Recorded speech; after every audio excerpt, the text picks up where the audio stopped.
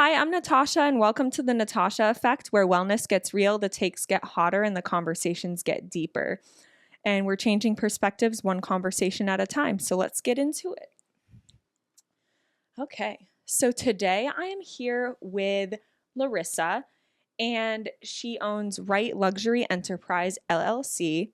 And like most women, she wears many hats, but they all have the same purpose: impact. So from real estate to luxury cleaning to travel, you're really building something that is way bigger than business. So, Lorissa Wright, I want to welcome you to the Natasha Effect. Thank you for having me. Yeah, of course. So, I know what you do mostly, but the way that you explain it really hits different, I think. So, if you want to tell the people, what is it that you do? Oh, I do a lot. I'm overall, I'm an entrepreneur. So like you said, Wright Luxury Enterprise LLC. So Wright Luxury Cleaning, we do luxury cleaning. So move in, move out, tenant turnovers, post construction, just getting the property up to market standard. So Okay. that is what we focus on, as well as, like you mentioned, I am in real estate. I'm actually actively getting back into real estate on a more consistent full-time basis. I saw you just closed on that house, right? Yeah, that was actually Floor, Oh, and that was hers? Yeah, it was Okay. hers, and it was a few, it I would say like a few months back. Like I tell you, I'm never up to date on the social media stuff. Okay, She'd be hiding stuff. but I keep up to date as much as I can. No, I didn't mean to cut you off. No, I just you're saw good. that and I was like, oh, that I wanted to ask. So real estate, the cleaning side of stuff, yes, travel. So I love travel. I love seeing new things. And me and a business partner of mine, he's up in the Jersey area. We've been working on Rose Travel Group since last year. We did a pilgrimage to Ethiopia. That's actually where we met. Oh, wow. And from then, it's just been like, okay, this is something that we want to do, travel with purpose, showing the diaspora, the motherland, and other places. So we've been working on putting together, journeys since then. Of course, you learn things, you make mistakes, all of that, but Fine tune everything. absolutely. Yeah. So currently, we have Jamaica, my home country, coming up early December. So yeah, I think I hit all the bases.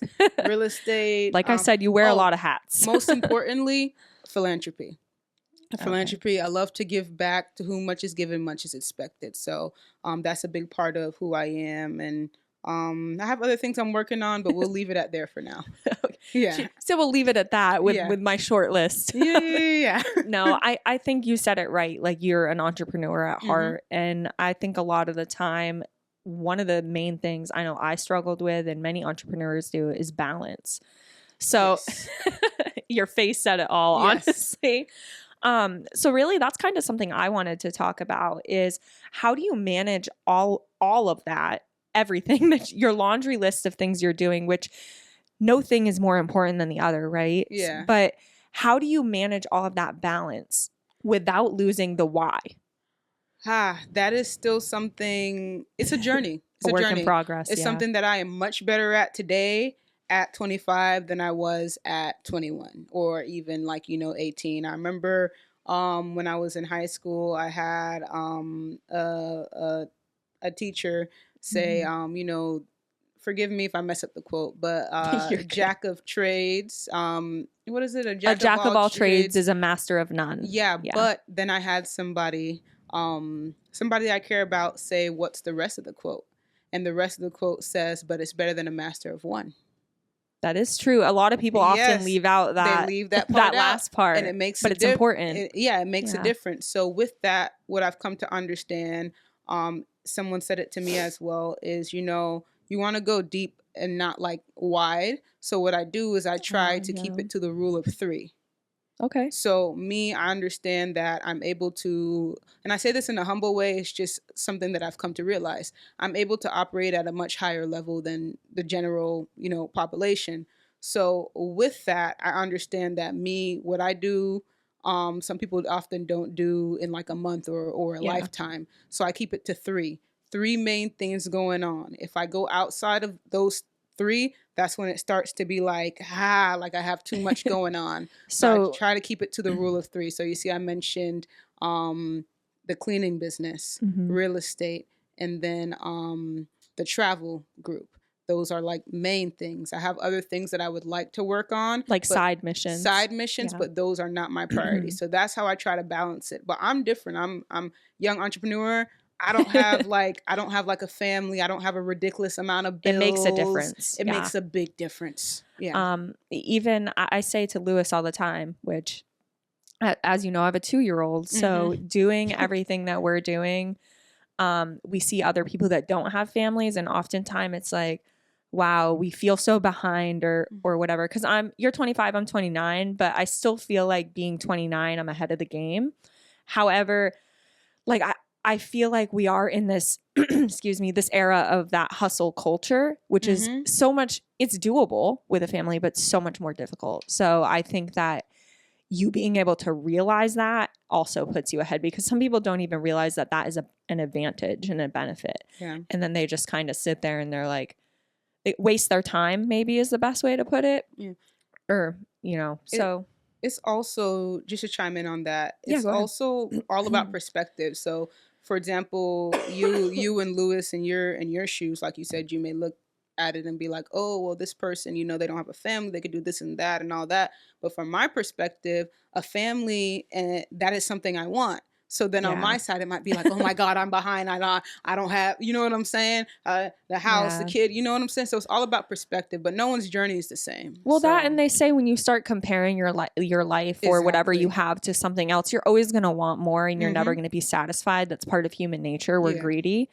And so I think that, which, we're all working on, but I think that's exactly it. And that's really what this is about, is being able to talk to other people, hear their perspectives, hear their journeys, and maybe shift my thinking, your thinking, or the listeners' thinking, those kinds of things.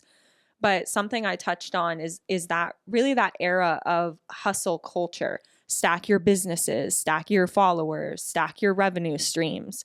But like oftentimes we don't talk about how loud or alienating maybe that can be, especially if you, like, for you don't have a family. For me, I have my husband and my son that I can lean on. But for like someone that might be in your position where they are an entrepreneur and they're doing all of these things and don't have that family to fall back on, what do you do for you to like balance that hustle culture? For me, well, for one, I'm a woman of God, and faith is very, very important to me. So God is like, I could do all things through God, which strengthens me. So that's number one. But also by the grace of God, I have very amazing and supportive parents who are still alive. That is helpful, yeah. And they're there to support me. And although I don't have a family unit of my own yet, I do have family, more so on my mother's side of the family, that they're very supportive. They always been throughout my entire life and journey. So between having family, God, and just knowing like, okay, what does me as Lorissa myself, what do I enjoy doing? And I say that because some people, all people, you have to learn yourself, especially when you're in your 20s. I'm still learning myself. We're all learning and I'm 29, so we have to learn what is it that is like, okay, what is a healthy outlet? Like me, I love music, Yeah. I love to create. I more so recently, I just got back home from Jamaica. Realized that like, okay, writing is a big outlet. I've always been a great writer. So just finding things that it's just like, okay, yes, I'm a hustler. I've always been a hustler. I've been hustling since I was young, but it's just, there's that balance, you got to live a little. Yeah. And I think, like you said, that's very important. People are always learning themselves. Like, I mean, there's people in their 50s that they're learning something new about themselves. So they have to shift and kind of pivot. But I think what gets people stuck is they don't shift and they don't pivot. And now they're miserable, or they don't know what makes them happy or what their flame is anymore. Exactly. So your flame changes based on what you're doing. I mean, that's why people pivot in business missions and all that stuff. So I think you being aware of that is like really great, especially at the ripe age of 25. So you gotta be able to pivot. You gotta grow. It's seasons. Life's full of seasons. If you're not changing with the seasons, if you wearing a bikini in winter, it's a problem. You wearing a whole coat in summer. Come on now. It's just a principle of life. And that's a good way to put it, and really a very bare bone elementary way to explain it. And just something that I always get told, and that I was told a lot growing up, is that the grind will grind you up if you don't, if you don't take time for yourself.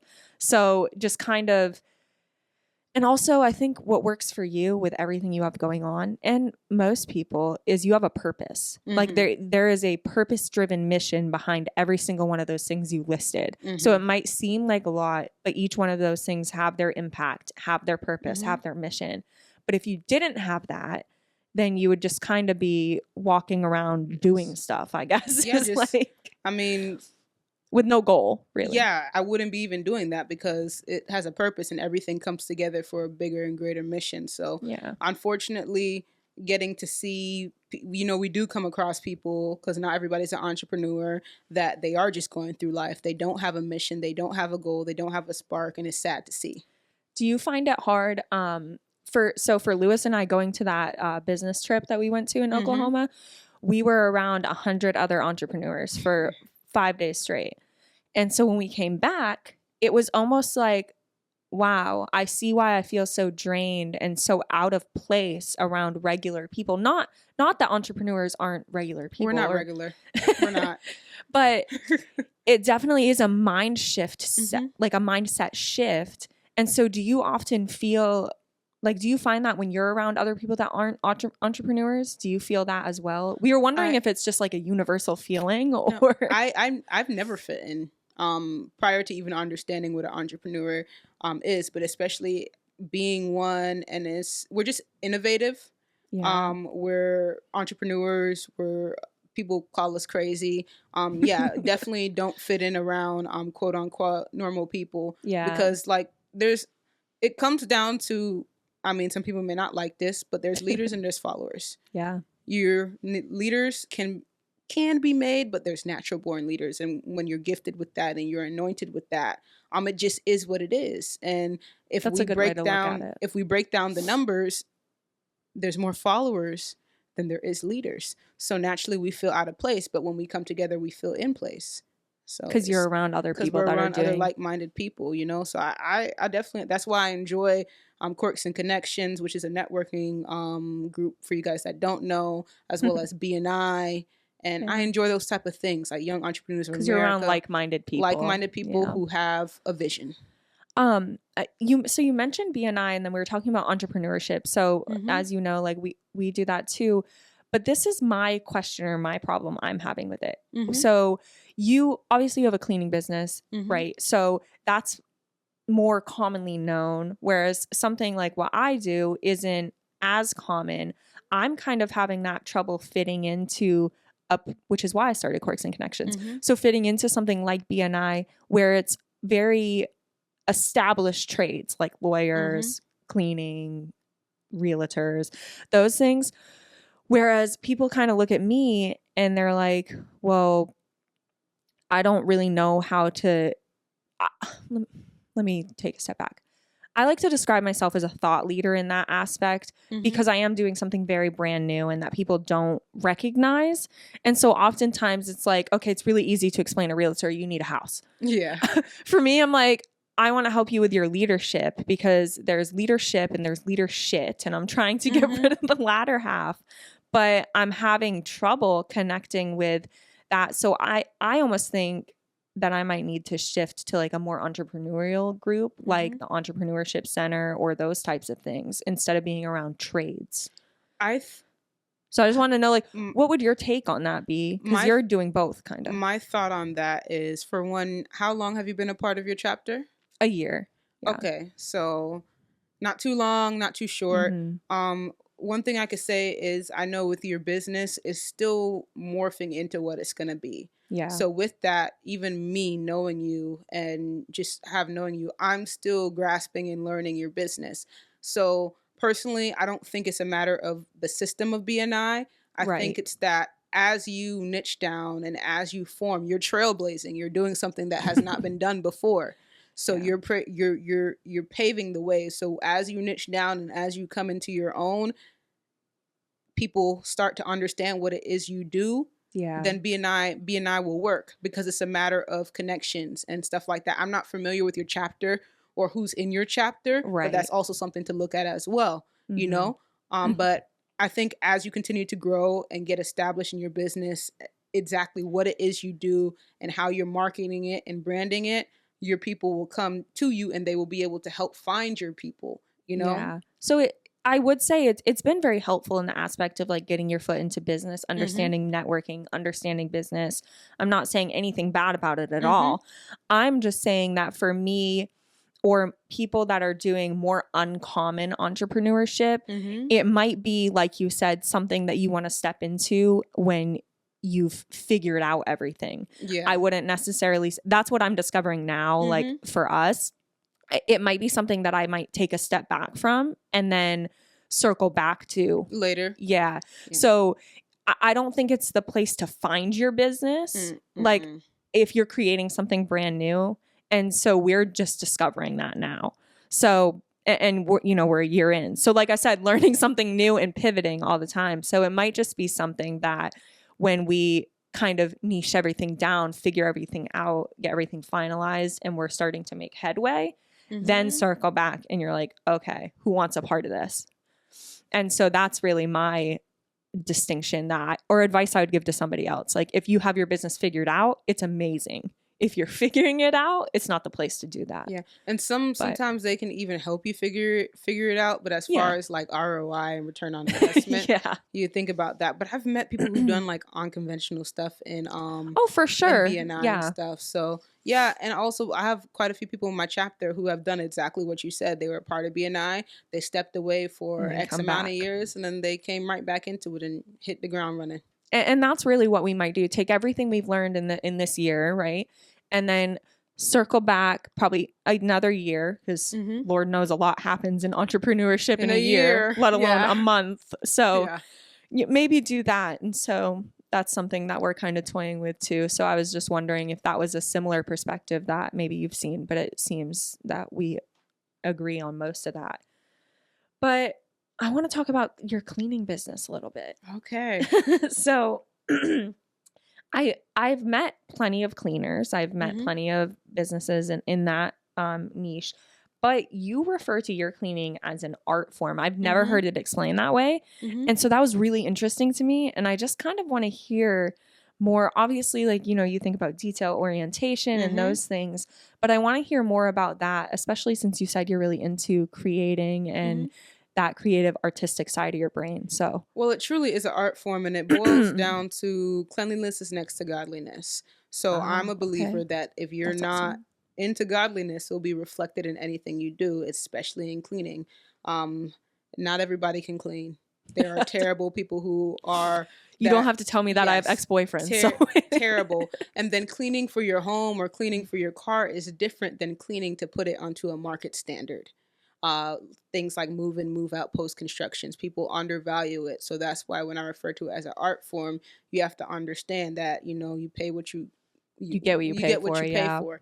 And that high level of cleaning that is needed for those type of things, it truly is an art form. And then of course with my background in real estate, I understand it at a different level. So it's one of those services that you have to politely and sometimes not politely remind people of the value. You know what I'm saying? I'm one of those people. Okay, you do it yourself. I think that knowing your value is definitely very beneficial in that field, because so many people, especially when they have a brand new business, they're so likely to be like, yeah, okay. They're the yes man, right? Like they won't tell people no because they're afraid of losing business or they're afraid of that.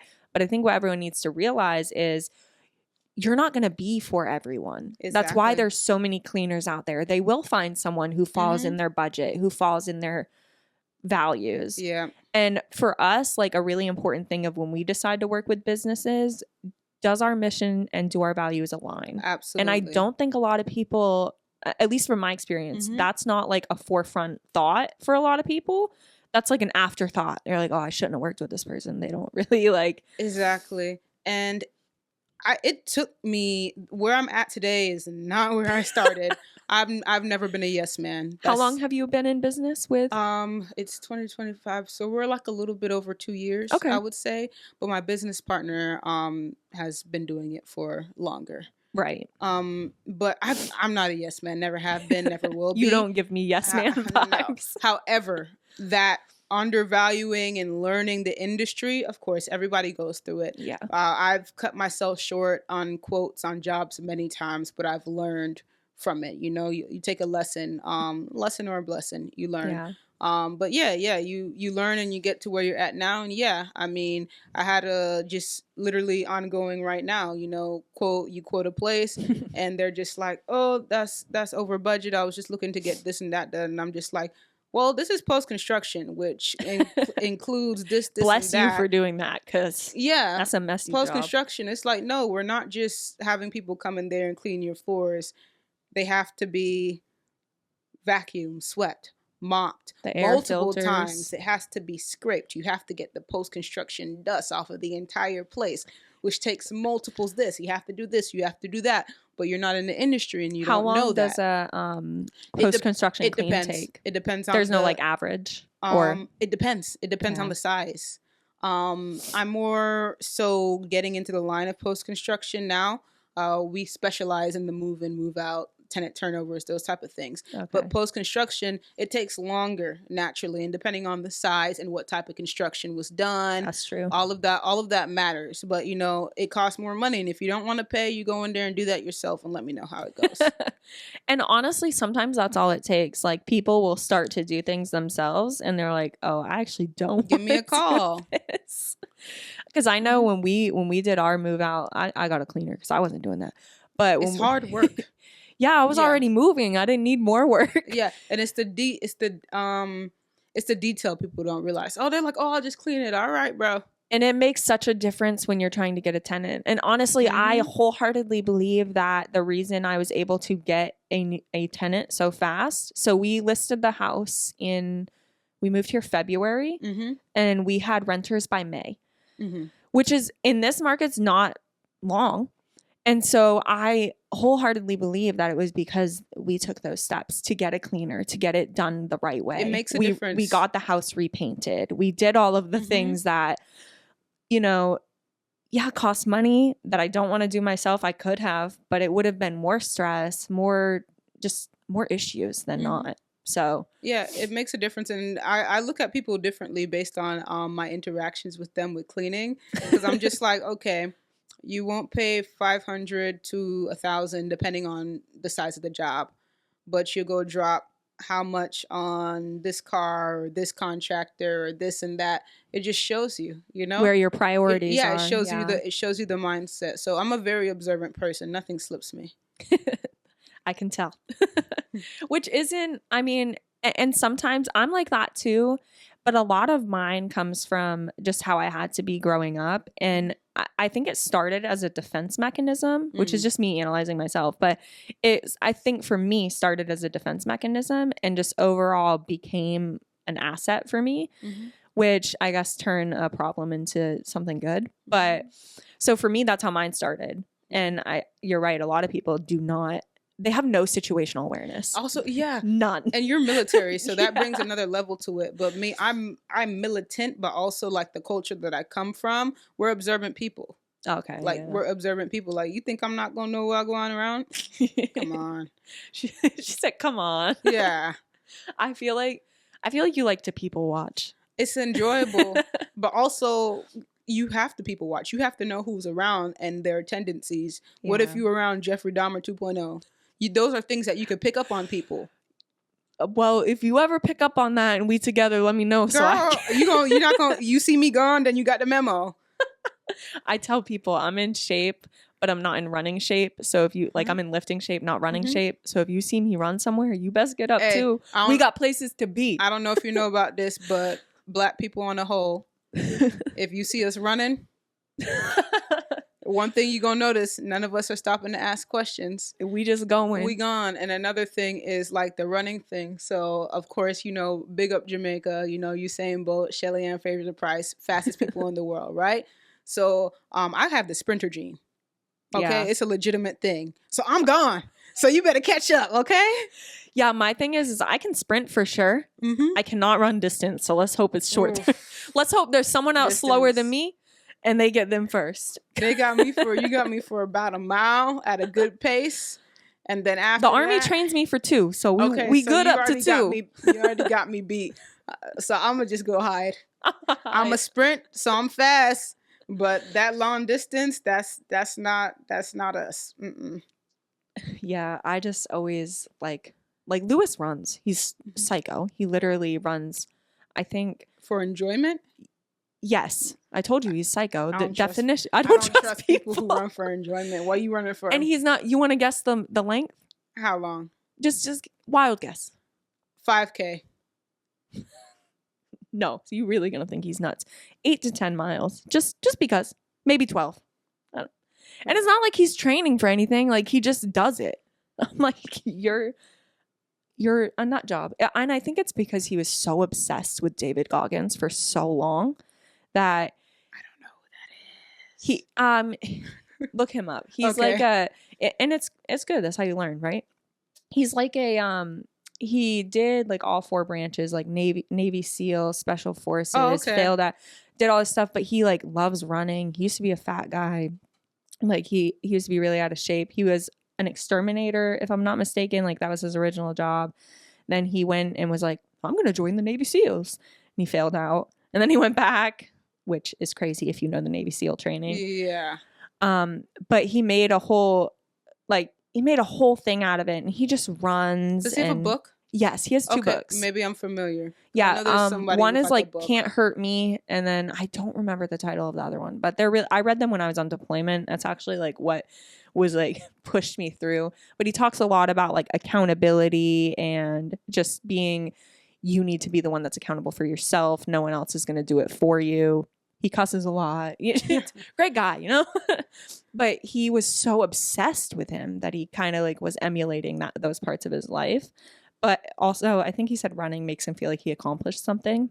Okay. So, I mean, I get it, but I don't get it. Whatever floats your boat is just won't be me. I don't have that runner's high gene, which is also a genetic thing. And I wish I did. I don't. I really don't. Mm-mm. But all of that to say, I really am a huge believer in like mindset shifts. I mean, it's what this is built on. It's what my business is built on.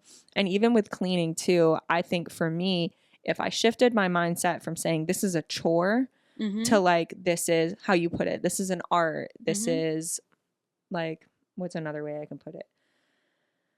Clearing my space, not just physically, but like, because clutter for me makes me stressed. It gives me anxiety. It gives me, so I'm sure it's like that for a lot of people. They're just maybe not realizing it. So that's your PSA to clean your house, everybody. No, call me or call Lorissa to clean your house. Yeah. But clutter is not it. I don't know if it's OCD. I don't like to do them label types of stuff.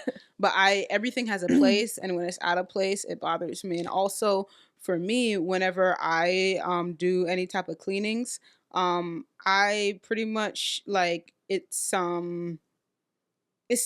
like good for me. Like I put on my music. It's like cleansing for you. Yeah, I put on my music and I go, and especially if you have something, people like us who often always have something on our mind. We're always plotting on something, or we're working through something.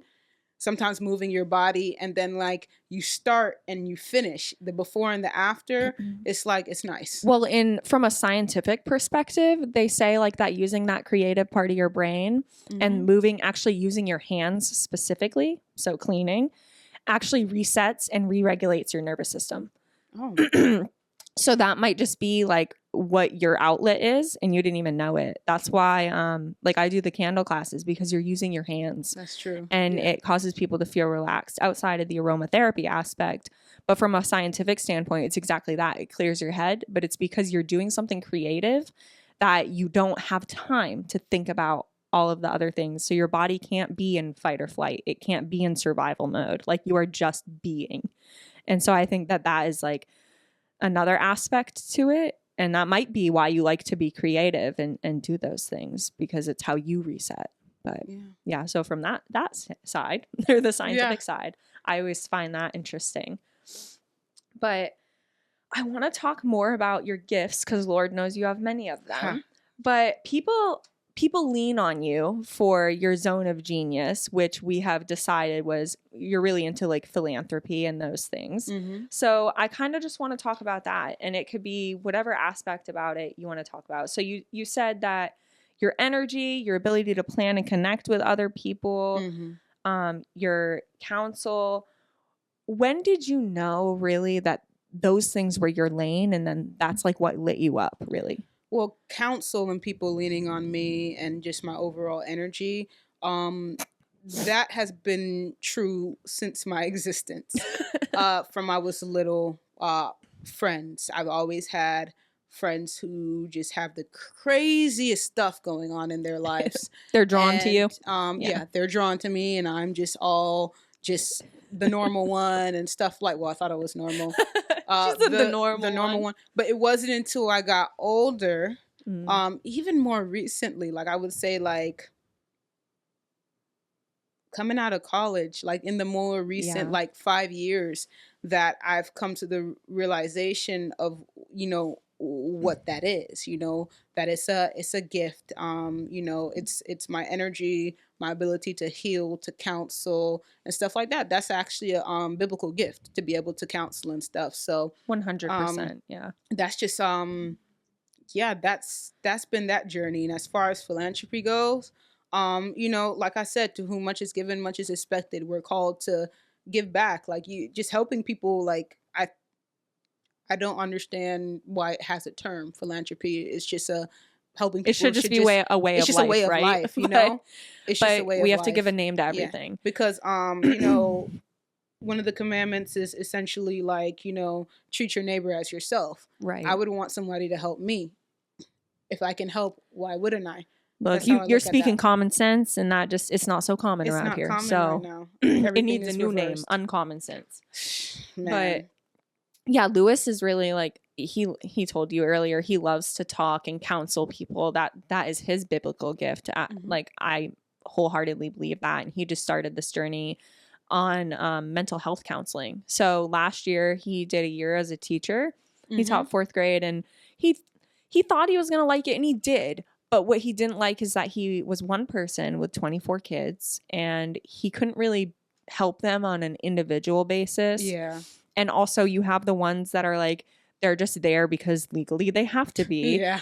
And then you have the ones that are so far behind from like COVID, when parents weren't working with their kids at home. Yeah. And then you have the ones that are like on track, which is maybe like 5 or 6 of them, which is, 2/3 of America is illiterate. So I was in the education system. For one, coming up in the education system, and then actually being a part of it from the educator's side, getting to see that, it's very it's sad, because then we look at other countries, for example, China, and what they have going on with their some of their children can do things we cannot do. I know it's literally insane to me. And I taught for a year as well. I taught 6th and 7th grade, and I obviously don't do it anymore for a reason, but I know my limits. But that showed him, I really want to make a difference in these kids' lives, but I can't do it here. So he went and looked for the next best thing, and he loves talking. He loves being the sounding board. He loves helping people figure out their problems.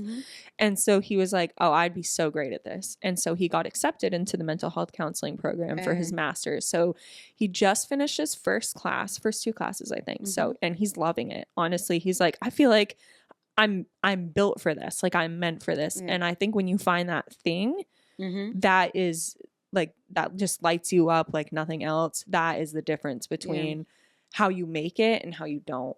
Yeah. I mean, so big up to him. I'm happy for him. I think he'll prosper in that. And we need more male counselors, especially male counselors, like that people of color. Like, he's going to be in a very small percentage, and we need more of that, especially for the young boys to be able to relate to. It's lacking, and I'm happy he's going that direction. And it's crazy, I didn't even think about that aspect, how he's a minority and male. I mean, it is a very female saturated field, which I didn't necessarily think about, because it's kind of funny. I work in a very heavily male saturated field, and now he'll work in a very heavily female saturated field. So that's kind of ironic. Yeah. But anyways, I wanted to touch on that. You said you've always been the strong friend. Well, you didn't say it that way, but Yeah. that way. So people have always come to you. Do you ever feel like sometimes always, because that's me too, like sometimes always being the strong one, how do you manage when you can't be the strong one? Like who do you lean on besides your family? Do you have that like go-to thing or person or she's like, oh, I don't know. With family and stuff, it's an interesting dynamic because of the whole like feelings type of stuff. Not really getting too much into that. I would say like it's something that I'm still working on, that I had to learn. By the great grace of God, I have a good friend right now who I can talk to that person about pretty much anything, and they're also a psychologist, so that kind of helps out. That is helpful, yeah. Kind of one of the few people that I can actually reason with, because I have like my degrees in psychology, so sometimes with people they don't have that background, it's kind of hard. So I forget your degrees in psychology. I know. It's just I have a lot going on. So that's an outlet. Makes also, you well-rounded. Yeah, that's an outlet. Also, God, of course, and then you have to be careful with that. To like, for me, I had a unhealthy outlet for so many years. Something that I more recently got under control, and I'm trying to stay away from that. So finding something more healthy that doesn't involve necessarily venting all the time, because sometimes that's not helpful, and sometimes you don't always have somebody. So like writing and even like music. So between those, that's what I'm kind of working with right now.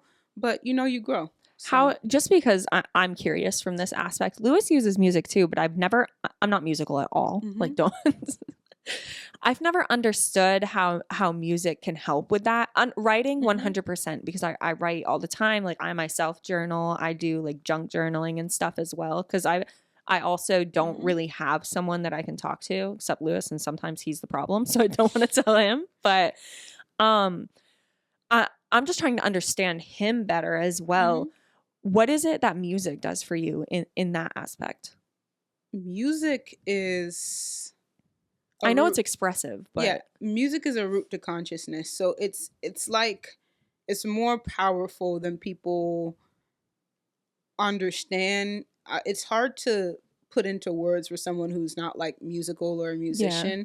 It's just like, it's a part of you. It's like a that's what he says too. Yeah, it's a part of you. It's a flame in you. Like when the music hits you, you feel no pain. That's a real thing. Like, wow. Bob Marley, he said that. That's a real thing. It's just like it overtakes you, It's a spiritual thing.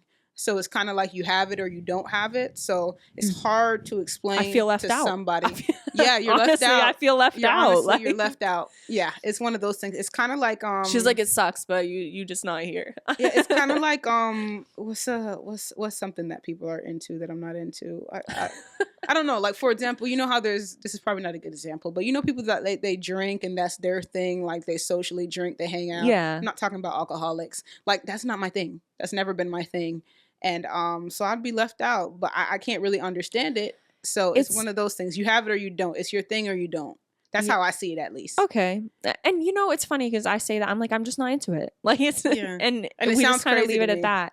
And it's not like I like listening to music, but I'm not like, he loves to come in here and make new beats and do he writes his own music and I love that about him. But it's just not. Maybe I'm just not good at it, and that's why I don't like it. I don't like to like things I'm not good at. Well, there's people who are terrible at music and they love it. That's true. So But even what you said about the socially drinking part, I'm kind of going through that shift right now. Obviously, like in college, I love to drink. Anyone who knows me knows that like I was a party girl, but my degree was hard and I had to let off steam somehow, So I'm going through that now. Like I'm noticing how a lot of people I just said this to Lewis this morning. Why does everyone just always want to go drink? Like why can't we go for a walk? Why can't we go do something like physical or have a beach day. I don't know. Like anything, why does that always have to be socially drinking? But that's how people, that's their outlet. That's how they vibe. And that's what is. It's a societal thing. Like things that are, let's just keep it real. In this society here in this country, a lot of things that are wrong have been made right. So I'm not saying that drinking it's glamorized. Yeah. I'm not saying drinking is wrong, but we're glamorizing it.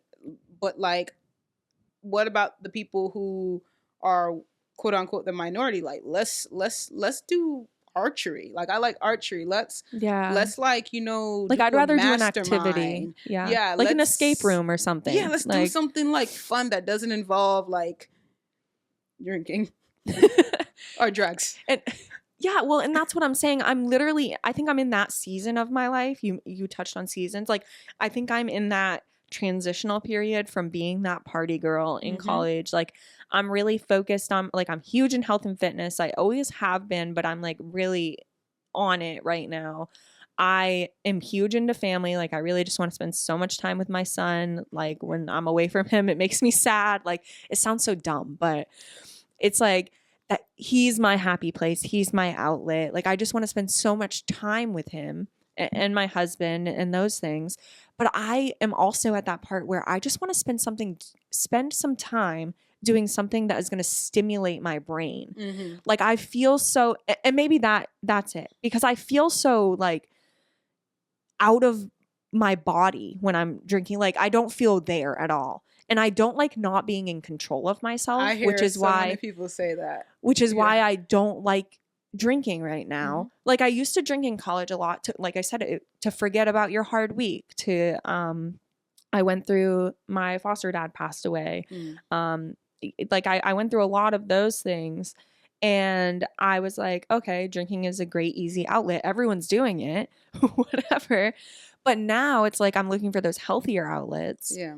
But no one is doing those. So now again, you're by yourself. You're having to be like, I feel like it's weird that I have to explain more why I don't want to drink than like, why do people question it? If someone tells you don't want to drink, just be like, okay. Well, for one, those aren't your people if they're questioning you. Yeah, that's true. I wish somebody would question me on a decision that I made. I would just like, you're not going to see me again, but you have to find your people. And that's what it comes back to, like the spiritual side of stuff, alignment, like, you know, like attract like, so your people are out there, but like you said, you're in a transitionary phase. Yeah. So you're transitioning, your people, you're transitioning, they're going to come, you know? And it's not to say I don't enjoy like going out and having a few drinks, right? But it's not the thing I want to always every do. time. Yeah. Like let's change it up. And you're exactly right. But I think the problem is oftentimes we want to take our friends with us, like the ones that we've been through shit with, or the ones we've had, or the ones we've whatever, because you have a close bond. And it's like, where do you draw that line to move on? And so I think that's my struggle right now. I had a best friend breakup, which people underestimate. It hurts. Yeah. And it was I still care about that person very deeply. Of course. I want the best for her. I pray for her. I pray that, you know, she repents from her ways and takes a different direction in life. However, there comes a point where it's just like, yes, I've known this person for so long, but we're on two different paths, and I can't keep walking with you because your path, you just can't, you know? And it was over like, I would say the breakup, the best friend breakup took like over a year, because it was just like, you see something, you see it, but you're like, oh no, like you try, and it just happens. But you just gotta let go and let God, and everything will work out. It's not easy, but just like, it's different seasons in life. Like you know Tyler Perry, Medea. One of her things is when one of her we just watched one of those movies. I know, like there's a new one out. That was the new one we watched. Yeah, it was funny. It was aggravating to watch because the mom was pissing me off. But anyway, that's what he said. There's a play in which Medea, Tyler Perry, was pretty much talking about how, you know, there's, you know, look at people as trees. There's the root people, you know, the trunk and the root, you know, those people going to be around. But then there's the branches. Oh, I know what you're talking about. Leaves. Yeah. Yeah. And it's a real thing. And sometimes, you know, you think they're going to be with you for a lifetime, and they're not. And sometimes people even come back in cycles and seasons and stuff. So and that's where that, I don't remember the saying like word for word, but they say some people are here for a season, some people are here for a reason. And there's more to it, but those are the basic. And you just gotta, you gotta love people and take them as they are. That's something I had to learn. You take them as they are, how they are right now, and either they're what can be for you or they're not. Maybe you catch them later down the road. Maybe you don't. My thing is, I think something that really helps me get through some of those things is like not everybody. You can't bring everybody to the table with you, and like that really is true because, like you said, things change. So if you're constantly changing, they're also changing, or they're stagnant. So it's one or the other. And if they're not going to change with you, like for the better in alignment, then you do have to kind of cut the cord, I guess. And sometimes like this even happens in like relationships, or all relationships, whether they're platonic or romantic. You grow apart. But sometimes like, you going this way for the better, they're going this way for the worse. But sometimes they're going for the better too, but it's just total different directions. You know what I'm saying? It's just life. What is to be is going to be. Yeah. My first taste of that, like seeing your friends shift, was when I got pregnant with my son. That'll do it. I lost a few friends because I realized like our priorities were not aligned, and they were still in there. Oh, let's go get drunk, and you got a kid now. Yeah, and now it's not just me. It's not like, and people are like, oh, did having a kid make you like miss that part of your life? Yes and no. I miss it. I miss the carefree aspect of it, but I would not change the way I did it for the world because, again, Ezra was planned. Like I didn't just wake up and be like, it wasn't an oops, like most of it is. Even this next, like even when we plan our next one, like again, will be planned. Yeah. Because I think that is something that you should take care to be meticulous about. Absolutely. Like you shouldn't. I don't know why there's so. Honestly, from a scientific, this is shifting, and I'm so sorry, but it's okay. From a scientific standpoint, I don't understand how people are like, oh yeah, it just happened, because there's literally only like 5 to 7 days where you can get pregnant. So I don't understand. Like I really, really don't understand all of these oopsie babies because someone's lying. Like it's my thing. It's multiple things here. It's a lack of, awareness. It's a lack of control also, and discipline. I know not everybody has a different set of beliefs. That's belief true. System that I come from, so I could speak on what I believe and what I was raised on and what I will pass down to my children, is that, intimacy, that type of thing. When you become intimate, you're entering into a like marriage with somebody. You're becoming one, literally. Right.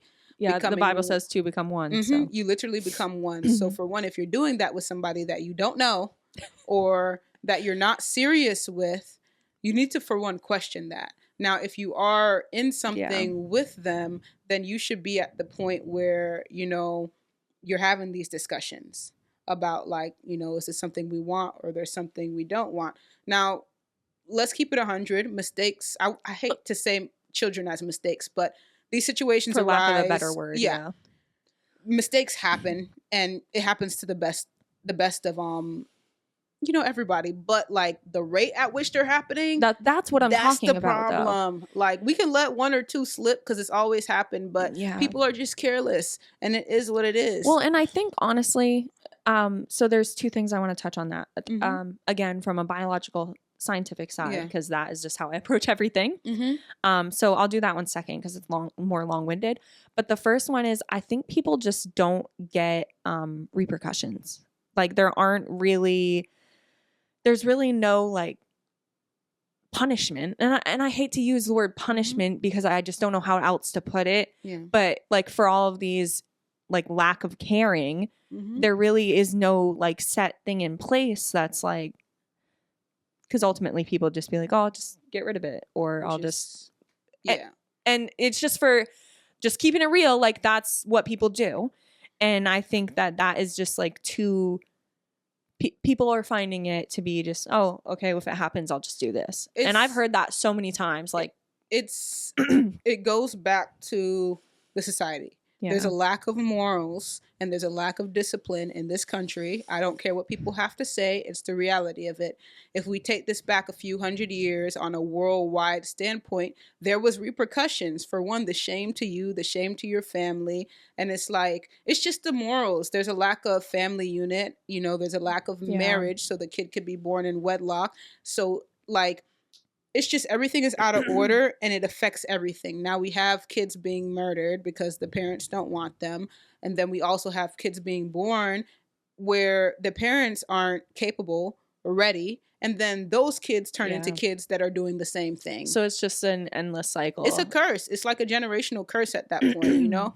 So it's just crazy. And like you said, pivoting into the science side of stuff, a lot of this can be like, you know, prevented in a way, not 100%, but like, you know. So my aspect on the science side is kind of a different take that A, most people aren't aware of, or B, most people don't understand. So when you take hormones or birth control, because let's be real, birth control is hormones. And what I think a lot of people don't realize is what birth control actually does. Birth control tricks your body into thinking that you're pregnant. Plain and simple. So if I'm sure you've heard people say, oh, I've been on birth control like 8 to 10 years or 5 years or whatever.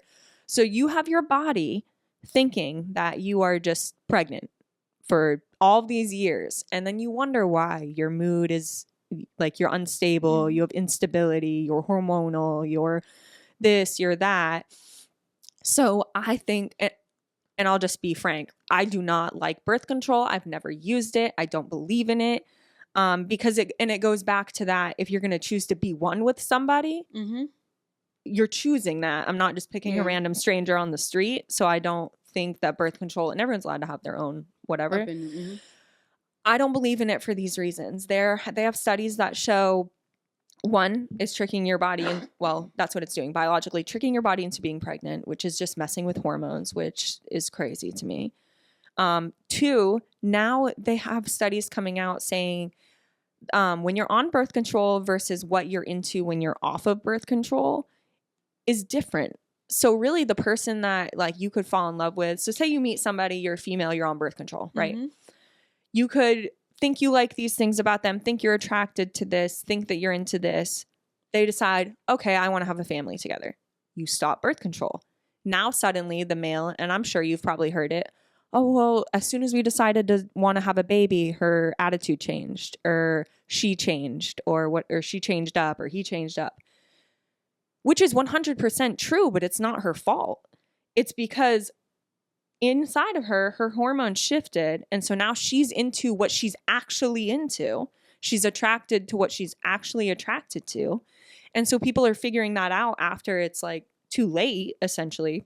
But if you're never on them to begin with, then you're into what you're into, you're attracted to what you're attracted to, and now your body chemistry isn't being messed with.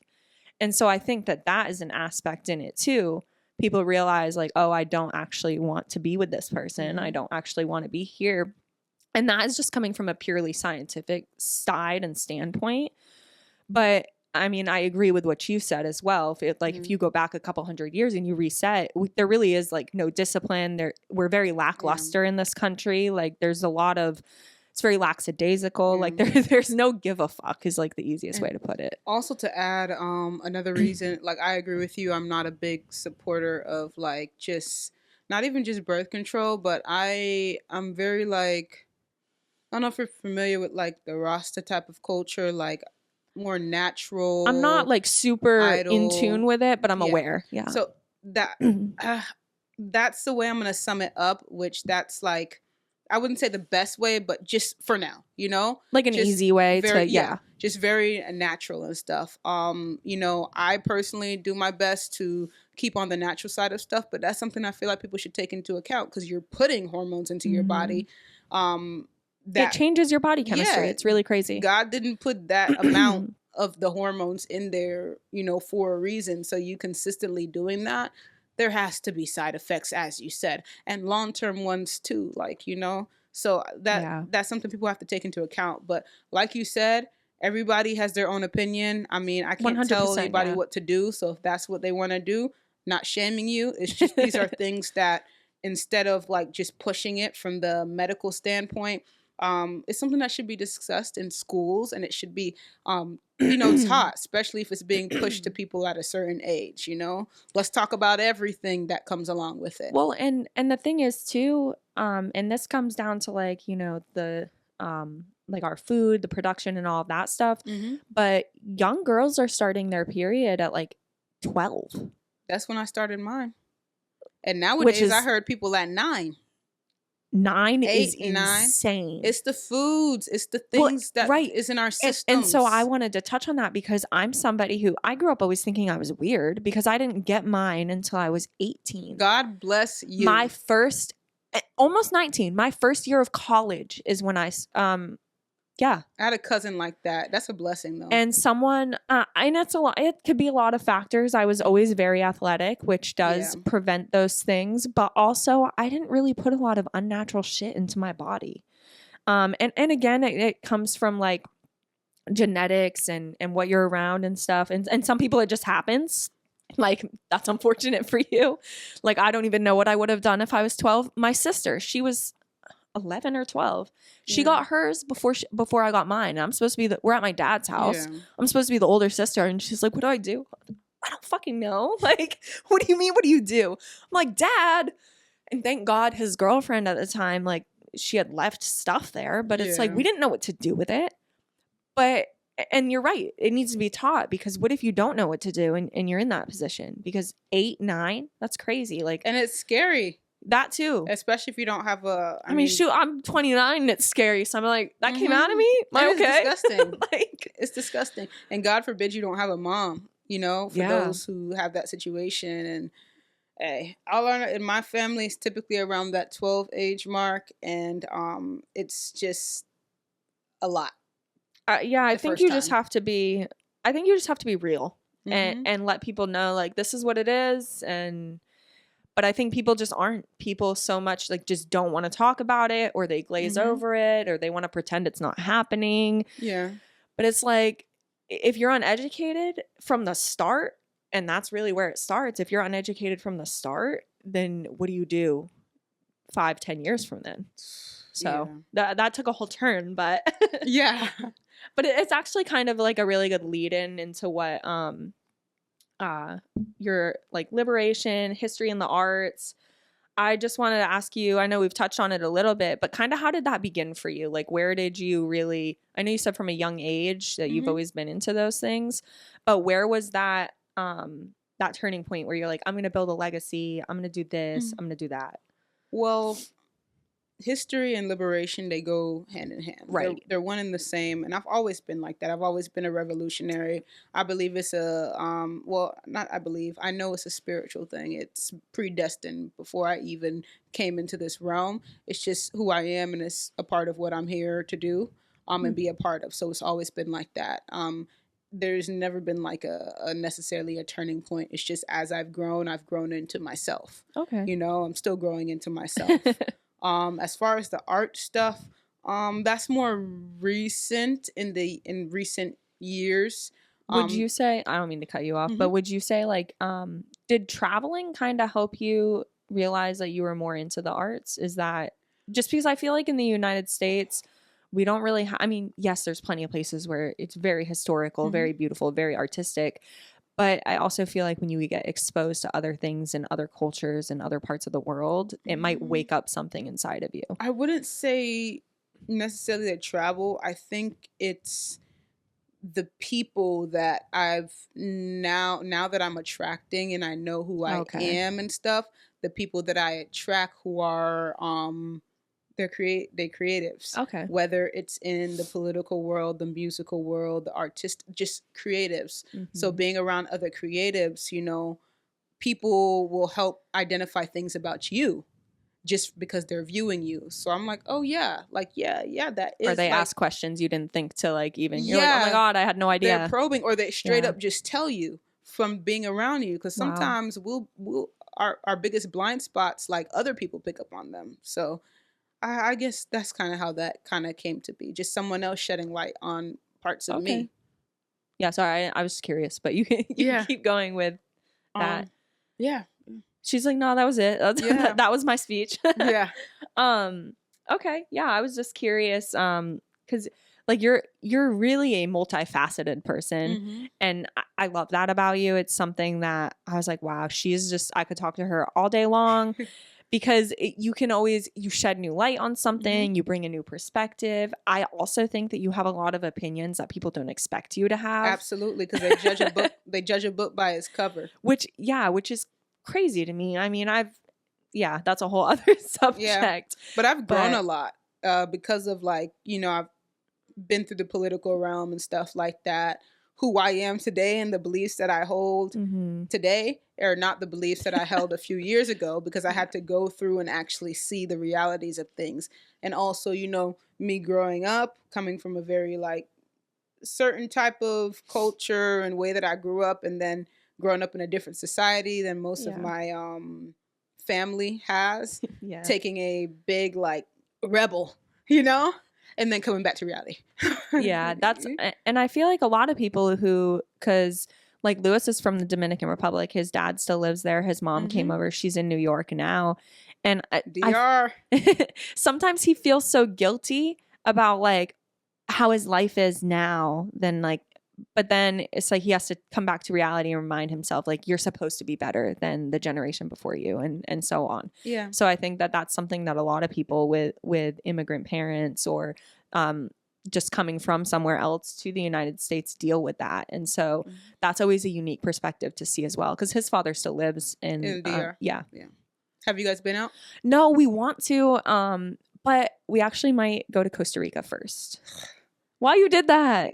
You guys should go to the DR while his father is still alive, because days are not guaranteed, and that's a unique opportunity for your son. You know what? That's a really good perspective which I think that Costa Rica will be there. Yeah. You know what? Thank you. Because honestly, I did say I want to go there, obviously, because it's the DR, but also his dad is there. He does have family history there and that kind of stuff. But also, you're right, 100%. Yeah. Ezra might never get to meet his grandfather if we don't. Lewis born here or there? He was born here, yeah. Okay. He should definitely get his citizenship out there if he doesn't have it, if he's allowed to. I don't know about the military stuff, but it's always he's out now, so he should be. Yeah, he should do that, and then so that your son can get it too, because the way things are shaping out over here, it's always if you have options. If you're a dual citizen, by birth and you have that birthright, you should claim that birthright, and you should pass that birthright claim what's yours. Down. Yeah, claim what's yours and pass it down to your children. It's always better to have multiple I'll ask options. him, because I'm not sure, and he might not even know, so it might be something that we look into. Look into it. I always encourage people to do that, because I can't speak for all countries, but a lot of the Caribbean nations, from you're born abroad, they still recognize you. You just have to, hey, I exist. I'm still here. I exist. I still own you. Like, I'm still here. Yeah. For me, 7 days. 7 days is how long they took me to get me my citizenship. Oh, wow. Once I let them know. It's literally a matter That's so fast. That's just letting them know you're born abroad. So you were born in the U.S., right? I was born in the U.S. I'm first generation to be born here. So I just was like, yo, I was born after they moved away. They was like, all right, bro, here you go. Yeah. Check. Just give me your money. Give me your money. Yeah. I mean, that's good to know, and it's definitely something that I'll definitely mention to him. Yeah, look into it. It's funny, we actually just because I'm really interested in like genetics and heritage and lineage and all that stuff. So I just and of course, like, I've done mine because I'm curious and I'm a control freak, so I have to know. Yeah. But I wanted to know Lewis's so that we could know Ezra's and do his. So we just ordered the ancestry kits so that we could do them, because I'm really curious to know. And also it shows you like what was passed from maternal and paternal. It shows like those random things we were talking about, like sprinting gene and those things. So I just like to look at that stuff. So it's super cool. But he was like, why? Why would I want to do that? And I was like, you don't want to know. You might be surprised. But you might be shocked what you're mixed with, honestly. I did Ancestry. That's what we just did. And it was a good starting point. I want to go more in depth with it because they also have like African ancestry, and Okay. also I have a connect to somebody who's very entrenched in like the indigenous people of Americas and stuff That's like cool. that. Yeah. But his would be interested because just the DR, you know, the You never know. Yeah. island of Hispaniola, they share it with Haiti, so My he's probably sister, going to see a lot of different yeah, my mix up. sister did hers, and we're obviously very white, like Mm-hmm. very European. But on hers, it had like 1.4% Spanish, but it's like European Spanish. Mm-hmm. So, but I mean, that was still cool to know. I'd never in my life would know. Like, What region of like Europe?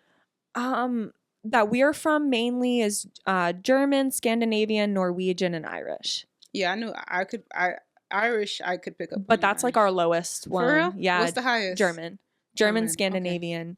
But yeah, I always get picked up on that a lot. And then I'm sure there's like some British and You that should go stuff. to Germany. Check it out. I want to now that I'm old enough to like enjoy it Mhm. and like because it is very historical. The Germans are interesting people though. I Yeah. heard that they stare. They do. They stare. And the language is very It's very harsh. yeah. Even like to say like I love you and I hate you, like ich hasse is I hate. Mhm. I know a little bit German, Yeah. but and then I love is like ich lieb, Mhm. and it's like, okay, are you trying to spit at me? Yeah. Like it's so I feel like it's so phlegmy. It's I'd be so like phlegmy. scared trying to understand. They'd be like, "Can you open the door?" And I'm like, Are you yelling at me or are you asking me a like, question? what's going on? Yeah. Like even their words for things like granddaughter is Einklin. Like doesn't that sound so mean? It's different. It's Yeah. my Einklin. I'm like, The staring I would have to get acclimated to though. Because like they really just and they're not even doing it to be rude. I think just in America, it's a culture. like we have just made staring to be rude. Yeah. And generally it is, but a lot of the time Germans or in Europe, yeah. they're really staring at you, especially if you're not from there. Mhm. They're staring at you to understand. They're like, what is that? I know they're going to be staring at me. They're analyzing. Because anywhere I go, even in the U.S., just in the world, anywhere I go, I always have a presence. So people are always just people are drawn to that. Drawing to me and looking at me. So that's going to be an interesting experience. I'll have to ask but you Germany's about not it. really on my You don't want to places. go? Or? No, it's not that I don't want to go. I'm open, but it's not on one of my like. It's not like your radar. Yeah, it's not on my radar. But Europe, I haven't been. Wait, no, I've been to well, you know, Turkey is the kind of like in between of everywhere. That's the closest I've been. But Europe, like they actually have transport that you can get around pretty quickly. I hear like different countries. So I want to do like a European tour. Like and just the hardest part about that is just getting to Europe. Once you're in Europe, it's so easy to take their like train systems. Yeah. And because, for example, like I had a friend that was stationed in Italy and on the weekend for the military. And on the weekend, she would literally go to like Paris for the weekend and come back. And then like she would go. It's just a quick little train ride. Man, we could barely get over to. You see what I'm saying? Yeah. I can barely get to Tampa. Could barely like get to Texas. That's I have some friends out in the UK, and then my business partner up in Jersey that we do the traveling and stuff. We're gonna do a European tour one year and also an Asian tour. And I just want to go and just like hop around. Yeah. I know in Europe, like I want to check out. Like, of course, I have people in the UK. I want to see like Ireland and I think Norway and a few countries. I really want to, not too much in Europe. I'm not gonna lie. Honestly, like I think traveling is just really overlooked a lot of the time. Like as I'm getting older, obviously I'm around more people that are traveling and like it's more prevalent.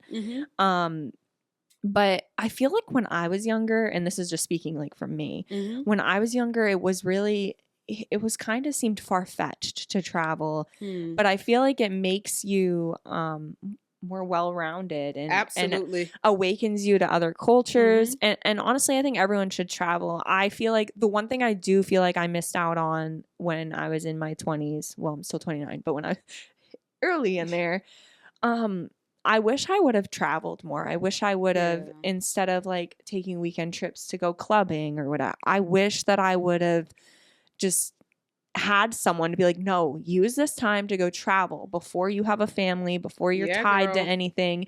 And even if it was just traveling in the US, like, and that's what I'm going to tell my son, like, travel literally as much as you can travel. When you get the opportunity to go somewhere else, even like I said, if it's just another state, Do even it. another city in Florida, go there, because like it's something that I really wish that I would have taken advantage of. I even just got done saying, like, obviously we're close to Tampa, and growing up I went to school in St. Leo University is where I went to college, so Dade City, so we went to Tampa all the time.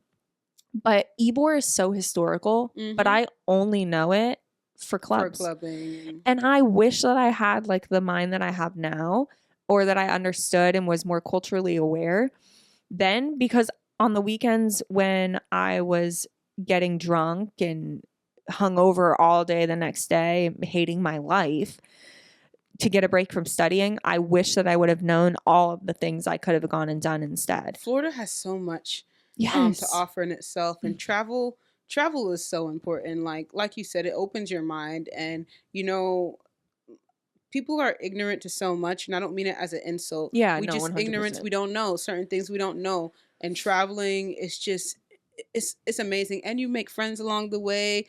You learn new things, and you just get new experiences. I'm all about the experience. I think so many people are just afraid to travel when they're younger because a lot of times it would be by yourself. But I think that, and that is just more of a problem because of how society is now. But I think that if you just let go of that and you're like, okay, I'm going to go, you'll find that there's a community of solo travelers, of solo backpackers, or what have you. But, and that was my, that was my thing. I didn't want to travel alone.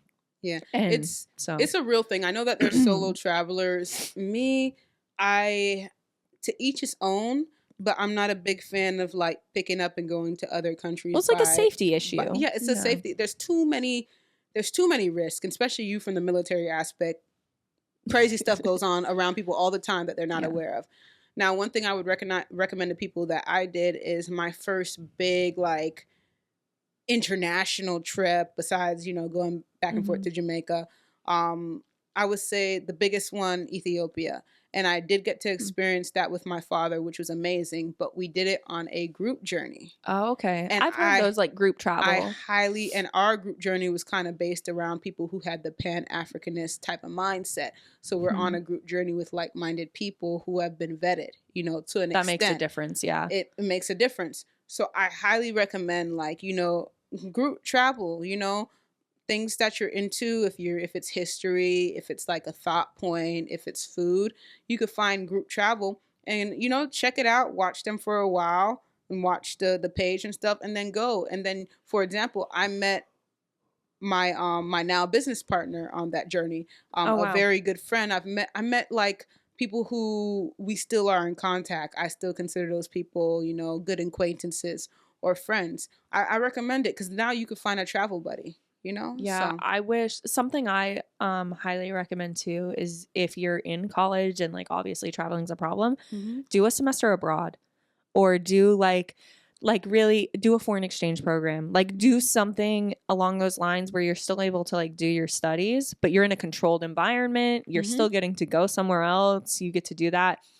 I wish I had I wish I would have. I wish I had the resources to do that. Yeah, when I was in college, right? And so I was supposed to go my sophomore year of college, but in Morocco. But we got switched. I switched schools and just for like sports and stuff, and I was like, that was the only thing I was upset about. Like, forget my team, forget everything else. Like, I was just so devastated because I got accepted into the program. I was going to go for the next semester. And then they had a US campus over there. So it was like, okay, cool. And then I was like, I'm transferring, bye. So that's something I missed out on. You should still check out Morocco when you get I the want chance. to, yeah. 100%. Like, I want to, when I'm done, like, having kids and they're like, 4 or 5, like I don't want to do here's a bunch of pointless birthday gifts, here's a bunch of Christmas gifts. I want to go on trips because like memories. I think that, and like my son's not going to remember like what gift you got him when he was 2. That memory. Like, yeah, it's cool. And I think first birthday parties are important or whatever is like a milestone thing. But I wholeheartedly believe and am invested in experiences and memories. Yeah.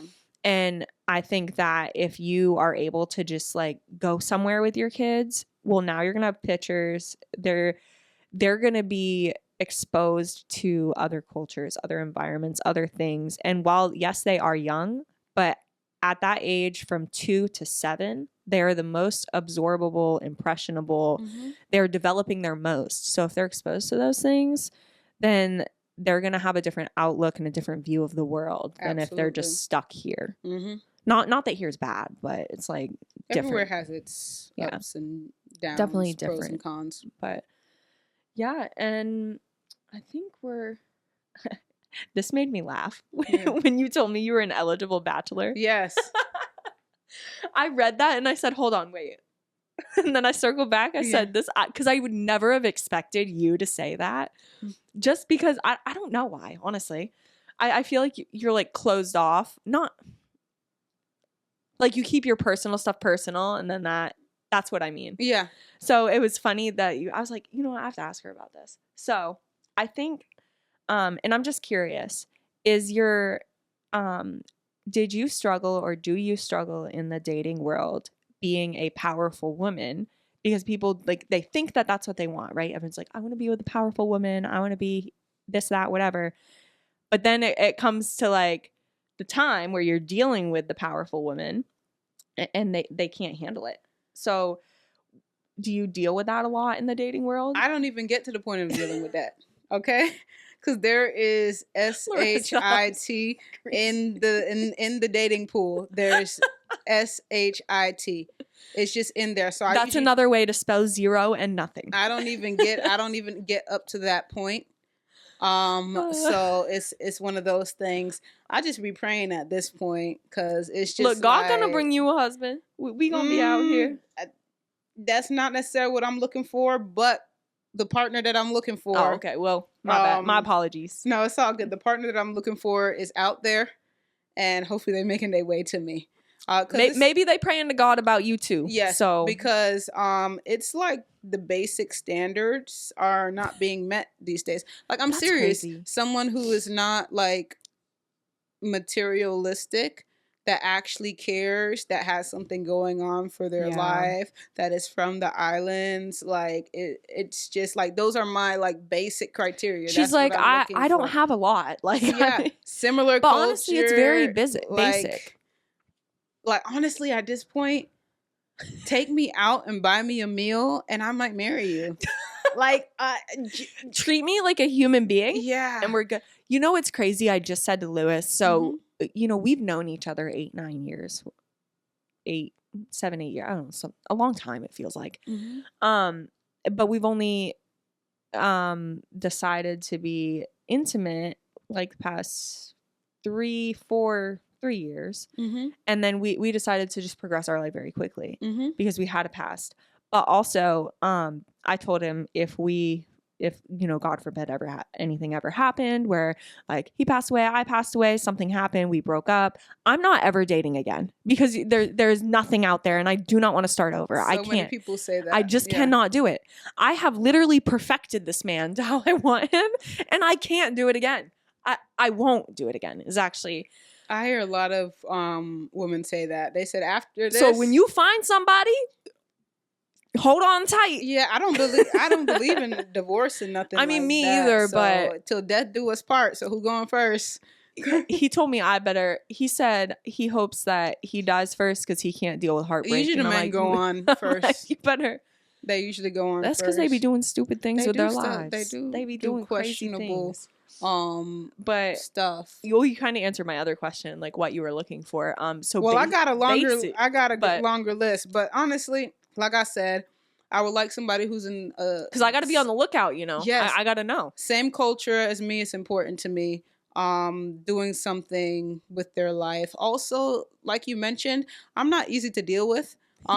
Because I am very ambitious. I didn't mean it as an insult. Like I might wake up tomorrow and be like, yeah, I'm gonna go like take over the world, which, you know, that's the ultimate goal.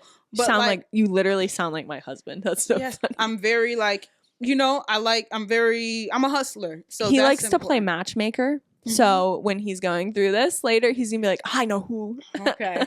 So watch out. Yeah.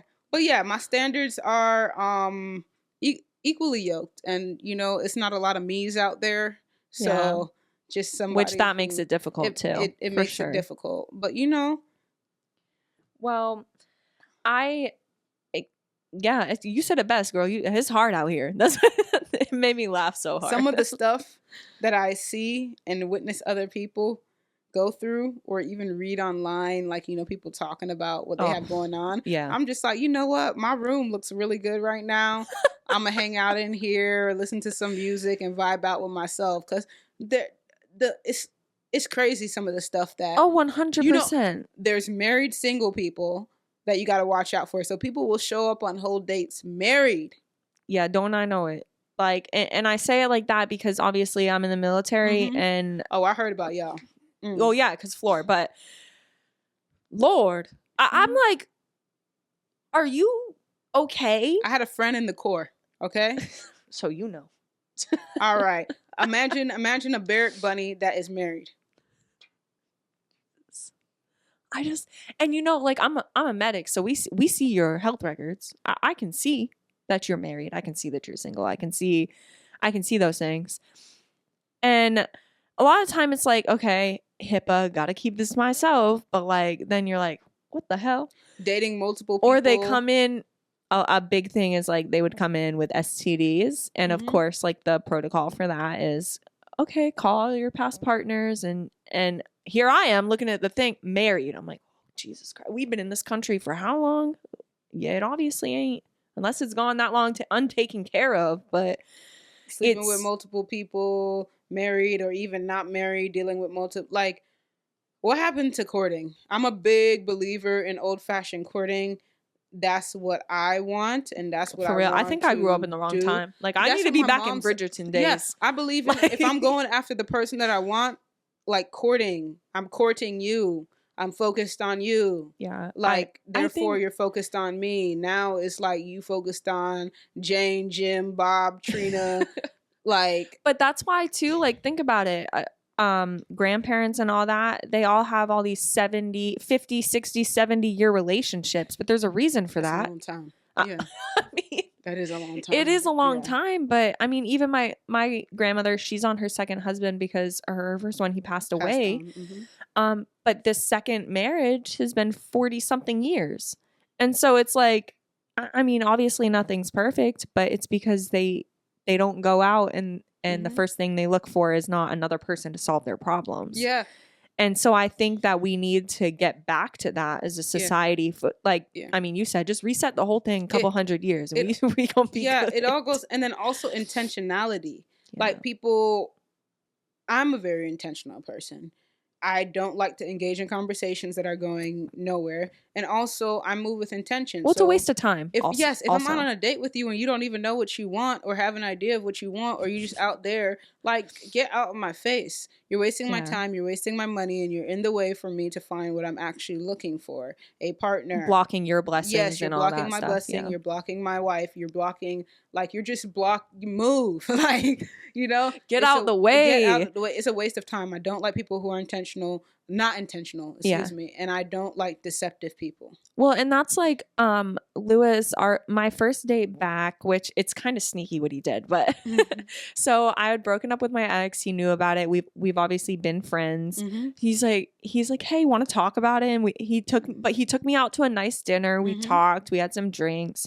We talked about life, and I guess that's what sold him on wanting to pursue me even further than he already did. Was I was like, no, this is what I want. Like, I want to get married. I want to have kids. I want to do this. I want to do that. That's it. You knew what you wanted. And that's what he was attracted to. So I think that more people just need to get it together. Yeah. Like, and stop stringing people along to figure out your shit. And not know what you want. Yeah. But also, me and myself, I'm not perfect. I'm more recently come into the realization that, you know, I have things in my, well, everyone has stuff they have to work through. But when it comes to like the romantic side of stuff, I have stuff I need to work through. I have doors that I need to close that I didn't even realize I needed to close. Because, like, you could walk through a door, but if you don't close that door and then you try and Still enter there, into yeah. something else, that door is open. So are you leaving it cracked? Are you going back, or are you shutting it? So that's something that I'm in the phase of my life right now where I'm shutting doors. I'm purposely working on things within myself and multiple domains in my life so that I can prepare myself for the person that I know is coming to me, and I knowing that they're most likely working on the same thing. Because if you're not preparing yourself, like, you have to be intentional. And that's what people lack. And then those people who want whatever they call high value men or women, they want all this crap and Without don't have doing the work, anything to yeah. offer. And then they expect people like me that have stuff going on, that are going places, to want to deal with the bull crap. And it's not going to happen. So people need to work on themselves. They need to be intentional, and they don't have to have it all figured out, because, you know, we change, but at least, dang, do something. Well, also, I think, like you said, you don't have to have it figured out, but be aware that you don't have it figured out, because so many people want to sit there and list this laundry list of things that you need. But what do you have to offer me in return? Which is exactly what you said. So I think if people can be realistic and be like, okay, I'm not here now, but this is where I want to go. At least know where you want to Ambition. go. Yeah, because, like, for example, people get caught up on money a lot of the times. Money is not everything. Like, for example, somebody like where I plan to be financially, my partner, they can be great like me from the financial side of stuff. That would be amazing. Or you could bring value in other places. Like, if you can't cook, you can't clean, you can't listen, you don't have any type of skills or value, you can't pour into that person emotionally, physically, mentally, or financially, spiritually, anything, then you're just like a child. Like, you're just a liability. And because the thing is when you come together, the two become one. When you become one, you're not supposed to become a lesser version of whatever you were before. Two are supposed to come together to make something better, not one great person and one super mediocre person come together and make a less version of what you were already. Like, you should always be looking for somebody who is like of equal value or higher, not to say that they have to be doing everything you're doing, because I mean, hello, you're amazing, you're doing everything. But bring value in those other places. Make me better. Like, advise me, value me. Like, the like, I don't think like a normal individual. I think in, like, I think in kingdoms. I think in nations. So if I'm a, like, you know, like, king, queen, like, counterpart, you know what I'm saying? Like, value. That's something that Lewis and I had to deal with, because his big thing is like how you just said, like, he wanted to take over the world. He wanted to not take over, change the world, like, make a huge impact. But what I think what we've come to for him is, so for me is like, okay, I don't want to go do all that. That sounds like a lot. Right. But for me, I was like, well, where can you take that mindset, make such a huge impact and such a huge difference at a smaller scale? You can't just reach all the way up there. Like, you can, but not immediately. Steps. But for him, I was his like grounding source. And I was like, take everything you want to do and do it more localized and at a smaller scale, perfect it, and then move on, and then move on. Because that's what he wants to do, is build an empire. So, and I think that having that alternate person, that someone who's going to bring you value, bring other aspects to your life, is going to ultimately make you, it's going to help you reach your goal. A divine feminine like mindset is so crucial, because anyone who's operating in their divine feminine, they amplify. So if you give a divine feminine woman bullcrap, they're going to amplify the bullcrap. You're going to get toxicity. You're not going to get peace. But if you give them something of value, they will amplify it. They'll turn it into like roses. I didn't think of it like that. That's cool. They'll make your vision stronger. They'll push you in a direction. Those type of things matter, you know? But in order to operate there, you have to work on yourself. You have to know yourself. You have to. And so many people don't, honestly. Like, so many people are not self-aware, or they lack emotional intelligence. And I'll be the first one to say, like, these past 2 years, like I really had to work on emotional intelligence because I thought I had it. And then I met Lewis, who he's very self-aware, Mm-hmm. and he alerted me to the fact that no, Yeah. like this is why you're doing that. And that was very eye-opening for me. And for that, I'm a better person. Every single day, our communication gets better. Our relationship is stronger. But it's funny because everyone would always tell, everyone that knew me prior to him would be like, oh yeah, she's very in tune with her feelings. She knows this, she knows that. I'll be the first one to tell you, I didn't know what the fuck I was doing, because he pointed that out for me. And so, and that's, you need, what's the balance, and then I can't think of the word. Well, that's the divine masculine. He's leading the way, he's setting the tone. That's important. Yeah, that makes sense. The emotional intelligence thing, that is no joke. That is, it's no joke. It's like a new language, honestly. Like I'm just pretty much saying like you emotionally intelligent, and then you meet somebody who is like at a different level, and they force you to level up. Which is how it should be. You should never be leveling down to meet somebody where they're at. They should either be trying to meet you where you're at or keep it moving. Yeah, exactly. So it seems like you have that pretty well understood. Hey man, easier said than done. I'm with you. If I didn't, honestly, like I'd probably still be single if I didn't meet Lewis. And Lewis will be the first one to tell you that consistency is key, because that man chased me, talked about courting.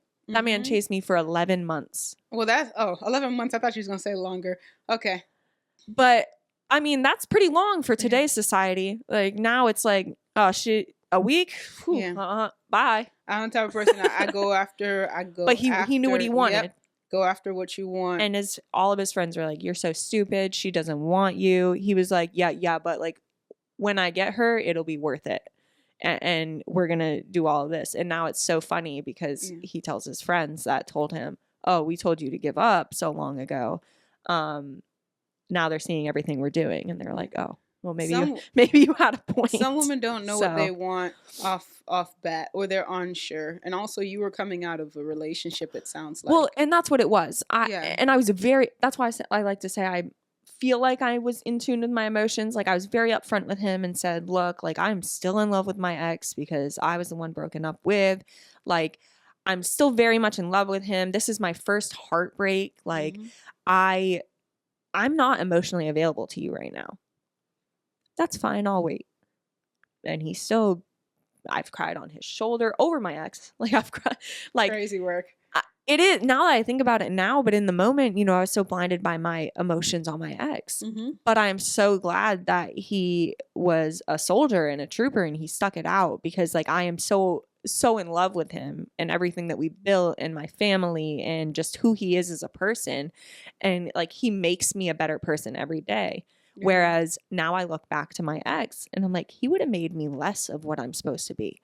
And so that's, I think if we look at it that way, you're like, okay, that's why it's not working out. So maybe that's why you haven't ran into your future wife, because everyone that you're running into is less than. You need to find somebody that is.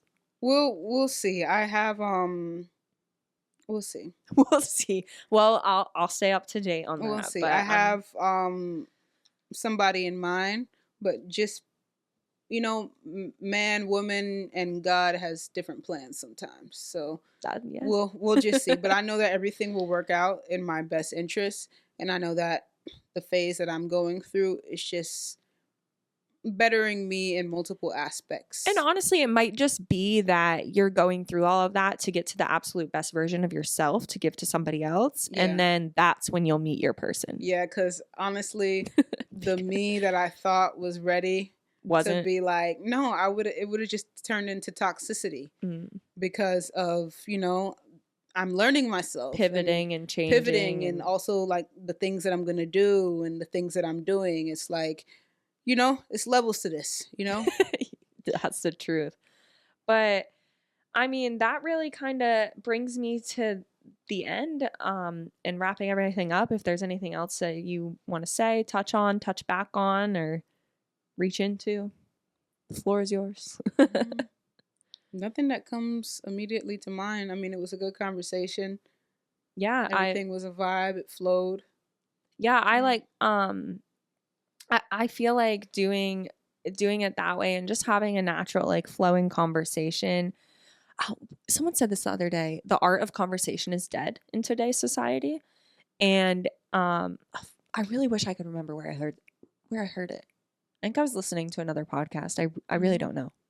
Circle back. But they were saying that the reason that a lot of people can't communicate or they don't understand themselves or other people is that the art of conversation is dead. And a lot of that is attributed to social media. I was just about to say, with the camera over here or where it's at, put down your phone. Put your phone down. No, I'm so serious. If this is about to go a little bit deeper, but go ahead. For you guys who are believers, turn your iPhone over and look at what's on the back of it. It's a bit in Apple. Now, if we refer back to what we believe to be our creation story, going to Genesis, is real suspicious. So now we have that bitten apple on the back of this phone who is actively disconnecting us from the things that are most important to us. Yeah. Family, conversation, friends, and stuff like that. And don't get me wrong, technology is great. It's amazing. It's amazing. It has this upside, but everything in moderation. We are addicted to it. Something that you inspired me to do, actually, was I seen you post that fly in here. If it comes over here, I'm gonna get it. But please do. The you had mentioned like 24 hours no phone, right? And it's something that my detox day, digital detox. So I was in I think I was in prayer or meditation, and that's something that came to me, like that's an addiction that is taking me away from family, God, and friends and stuff like that. That it's just like, put the phone down. And I did a fast 1 week and then another week off of it, and it's amazing. It just brings you back. We have to be able to communicate, and also being able to hold a conversation and talk is so critical to be able to advance in life. And it comes from an intellectual standpoint, you know, because people are on their phone, they're not face to face, they're not communicating, they're not reading. Even I know you and Lewis can, back this, being in the school system as well. When I was in the school system, the kids don't even know how to have a conversation anymore. No. They're addicted to their phones, and they don't even know how to do basic math and basic stuff because they just look at the phone. It hurts. They just use the phone to look it up. And so what happens when these foreign nations, I hate to say it, take out infrastructures, and what are you going to do? Do you know how to read a map? There's going to be a lot of lost people out there. Lost. But my whole thing with that was the reason I decided to do that is I was noticing it's an addiction. And honestly, mine is, I don't need to be on my phone all the time, and I'm not on it for let me talk to you, social media, whatever. I'm on it because of the business, but that is also an addiction. And I really was like, you know what? I can't be present right now. And I'm even noticing it now. It just came up to the past 2 days with Lewis. I was like, you know what? Going to the gym moving forward. So right now I put my phone on do not disturb when I go to the gym, but it's not enough. So moving forward, I leave my phone in my car when I'm working out because it's affecting my workouts now, because someone will send me a message or something and I'll look at it, and then you respond quickly. You do. Right. Yeah. And so I'm on it, and I'm like, you know what? But I have that mindset of, okay, if I don't respond, they're going to think I don't care. And that's not true. No. But it's like, that's what I've been conditioned to think. And so now I'm taking that step back. So we do that weekly detox. And then now when I go to the gym, because we go every day, I'm really just leaving the phone in the car and moving forward from that.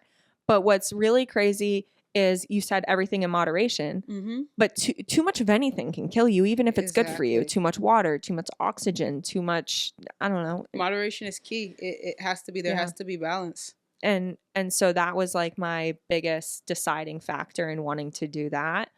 And then I'm not getting the results I want to get. Even like they call them iPad kids or iPad babies. Yeah. My son's babysitter, she comes over and watches him, and she was like, your son does not like the iPad or does not like the TV or does not and I'm like, yeah, he's never really, I think maybe because we didn't give it to him growing up.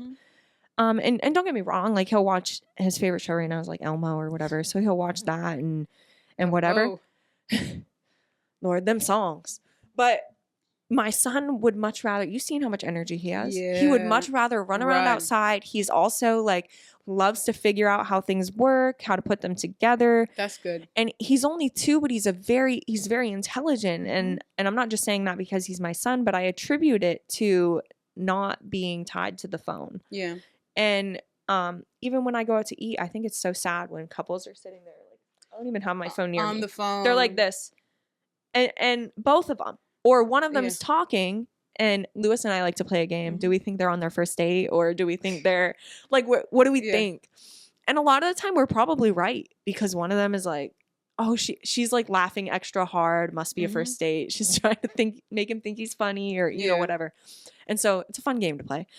But like everyone is really so glued to their phone, even walking, again, medically, like they're seeing a huge uptake in they call it tech neck. Yeah. So everyone's like Like this, the- and they Mhm. wonder why everyone's in pain. It's so crazy. Like I it's try so and be bad like an for old you. person, so I'll be like, because I had read about that when I was in my teenage years, Yeah, and it's true. Like a lot of these kids are going to be walking around like this. the disconnection thing is sad to see when out in public. So one Yeah. of my big things is when I'm out with people, and especially I haven't been on a date in a minute, but that's one of the things is if I'm out on a date, for one, Put my your phone down. My Yeah. phone is face down. Mhm. And I purposely put it on the table face down for multiple reasons. One, so it's face down. I'm not seeing if buzzing can't feel or anything like that, but also psychologically, so the other person sees that it's down, that Yeah. they know that I'm in tune. Now, I can't dictate what you do. However, if you on the phone and you on a date with me, you ain't gonna see me again. And I'm the type of person that I will address it with you. I'll be like, You'll let them know. Yeah. Yeah, I'll be like, are you done? Well, because think about Yeah. it. If we were It's rude. sitting here having this conversation, and I Mhm. got my phone, I don't even know where it is. Yeah, that's to why be I put it honest. down. And I got my phone, and I'm just like that. Like that's why I write everything in my notebook, because Yeah. that's not rude to me. It's not rude. Yeah. I'll ask you if you think it's rude. I But don't think so. to me, it's like I still, because I like to have relevant conversations. I like to Mhm. be, like you said, intentional. So I need to refer back to my notes. I'm human, and so I'll look. But if I was doing this with my phone, I feel like that's a whole it's a whole nother game, because now I'm not just looking at my notes. A notification might pop up. Your mind. I wander, and then it's like, where'd the conversation go? But you're right. If you put 2 kids, like school age kids, Mhm. that have their phones, and we'll say like 5th, 6th grade, Yeah. maybe. I don't think that they could sit here for an hour and have a conversation without a phone, without nothing. Yeah. Like The average one. Mm-mm. yeah, and that's sad. Like, It is it's sad because I know for a fact. Take it back even like a generation, not even a generation, in our generation when we're in school, like we had the phones and stuff like that. But it wasn't to the level that it's at today. Like yeah. we could run our mouths, you know what I'm saying, Yeah. and talk. It's not so much like that anymore, and it's sad. I had a meeting with somebody the other day, and this will probably be like the last thing I say about that, Mhm. but I had a meeting with somebody, and the whole time we were talking, they were on their phone, but everything I said, because I can see, like I'm not blind. Well, I can see. But they're on Chat GPT, which is a great resource. Yeah. That's fine, but use it in your private time. Mm-hmm. And it would be like I would say something, and it's like this person didn't know how to respond to me. So it's like, and you can tell when someone is responding verbatim, a Chat GPT response, but it was almost like he was typing like what we were talking about, and then read it back to me what this computer told him to repeat. We've seen the movies. Well, and so it was like, you also still have a brain. Why are you? Well, yeah, ChatGPT is a very beautiful thing, but it's also a very dangerous thing, which we've seen with the movies. But also, you sure that was a human? No, I'm not even joking. There's things amongst us that are not us. They may look like us, but they're not like us. It was someone and that's creepy. We were talking about things that normal people, I guess, just wouldn't be, inclined intellectually to understand. Well, clearly like, he wasn't. I hope they're not watching, but that's freaky. That's creepy. Yeah, and honestly, I could be wrong. Like, maybe it wasn't every response, but I feel like you can tell if I say something and then this person has their phone, right? Yeah. How would you interpret this? I say something to Yeah. they have their phone. We'll pretend this is my giant phone. Yeah. It looks like they might be responding. He's like, "Oh, just 1 second." And then I would just, because it was like weird dead silence. Yeah. So I would add something in or chime in, and then he like would respond to what I said previously, but it was like almost like it wasn't how he normally talks. I guess it was like an articulated response. So, or premeditated. It's weird. No, it was a weird encounter. But what I'm saying is that's more common. Even students using it for their papers. Yeah. It's like you can't even think to write your own paper, which is supposed to be an opinionated paper, but you're obviously fact as well. But people are using it to do simple everyday tasks, the population's being dumbed down, and I believe it's on purpose. I believe it's a strategic assault on the population. And it very well could be, but yeah, it's you know what? Sad. I just felt smart. That's it. I was like, you know what? I'm glad that's not me. Like, even if someone, like, what happens to the days where if someone says something you don't understand, like, look it up in the dictionary. Lewis does it with me all the time. He tells me I talk like a thesaurus or a dictionary, and so he brought it up yesterday. I told him he was truculent, and he said, "What did you just call me?" I'm not familiar either. Yeah, but see, and I don't do it on purpose. Like, I took SAT prep, like I took Latin, I used to read a lot. So that's just how I prided myself, was just being educated and speaking eloquently. And I just said, it just means to be aggressive.